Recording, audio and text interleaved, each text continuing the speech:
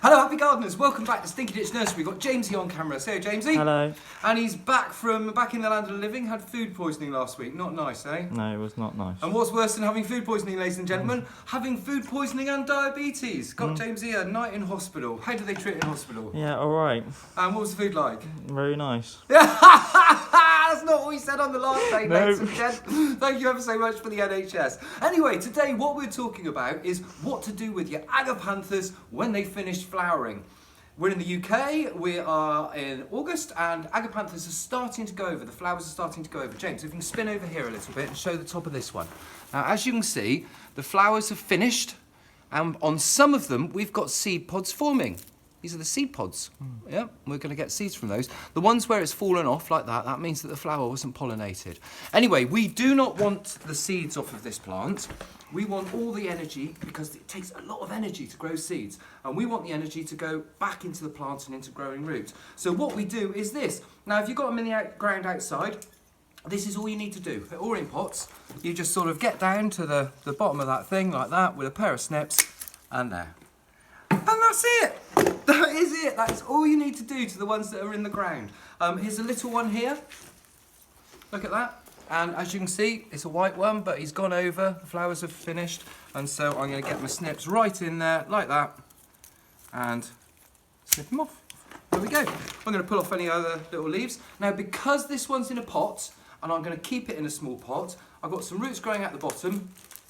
Rip those off like that. You can be quite ruthless with these plants, you really can. In fact, James, wait there a second, just get one that I've had left out. Look at this. Yeah. He's running. Here is, oh, you're filming me. Yeah, running. Filming me scuttling. I found I scuttle, I don't really run. This here, I took out of the pot over a year ago, and I just left it on the side in the nursery. And look, it's still living. That is how tough these plants are, ladies and gentlemen, ever so tough. So this little one here, what I'm going to do is I'm going to cut off, you can use a pair of scissors for this, I'm going to cut off a few of the little leaves that are failing at the edge there. I'm going to scrape out a little bit of the compost here, making sure I'm not too close to the roots, and I'm going to give it a bit of a feed. Now I'm going to use a bit of Q4, which is organic fertiliser, and this is how much I'm going to put in. Look at that, James. Tiny, tiny amount. That's all it needs. A little bit like that going in there. Like that. I'm going to cover that up. That's it. Cool, this stuff smells. And so that one's okay now until next year. I've got a bit of a tatty end on the leaf there. Just cut the end of the leaf off. There we are. It's easy. Easy peasy, lemon squeezy. Now, if a plant is becoming a little bit too pot bound, like this one here, you can see that it's really, really quite pot bound there. We've got a lot of roots going on. Now, it will be okay for another year, but it will eventually start lacking in nutrition because there's basically just root in there. There isn't any soil. So I'm going to quickly pot this one up. This is also a very easy job to do. I'm just going to get rid of a few of the dead leaves around the edge like this. I'm going to tip it out of the pot. Now, if you've got some roots on the bottom, you can just break them off like this. Yeah? Sometimes they are so bound in the pot that you have to actually cut the pot open to get it out. In fact, I think I might have to do that with this one here. Look, you can see the roots on the outside, sort of. Can you see that? The roots are actually pushing to try and get out. So I'm going to cut it out of the pot. It's a terrible, terrible waste of plastic because I always reuse my pots. But there we go. There's not a lot we can do about it. So there we are. We get them out of the pot. Like that, we've got a nice little bit of root around there. Give it a little bit of a rough up around the side. This will allow the roots to sort of start going off in new directions rather than just curling around and around and around. Then I've got a little pot that's a bit bigger, like that. You don't want to put it into a pot that's too much bigger because it won't flower quite so well the next year. So there we are, we've got it in the pot like that. I'm going to use a little bit of potting compost that I've added a lot of gritty sand to, about a third gritty sand. So have a look at one of my mixes for a perennial potting mix and add more sand to it. They do like good drainage. I'm going to tip a little bit in the bottom like that. Pop the agapanthus in there. I'll tip a bit out.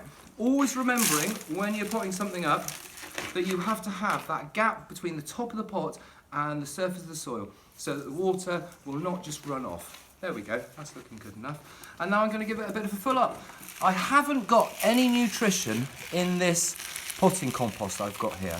So what I'm going to do is I'm going to give the plant a bit of feed, again with some of the Q4, if I can find it. There we are. And get a little bit of that, not too much, and just sort of sprinkle it around the edge, like this. And that will give it all the nutrition it needs until next year when it starts growing again, and then we'll give it a bit more of a feed. And here we are, a little bit more around the edges.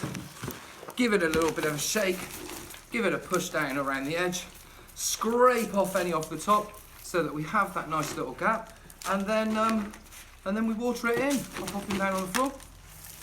Easy. Follow this, get the hose pipe, and give them a bit of a water. There we are, all done. It's that easy, ladies and gents. If they're outside, all you need to do is go around and cut off the flowers, and it'll be all right for next year. You'll get more flowers coming up, and these beautiful agapanthus will do you right for another year to come. Anyway, this has been Robbie Phoenix down at Stinky Ditch Nursery with Jamesy on camera, just showing you how to tidy up your agapanthus once they've finished flowering. Thank you very much for watching.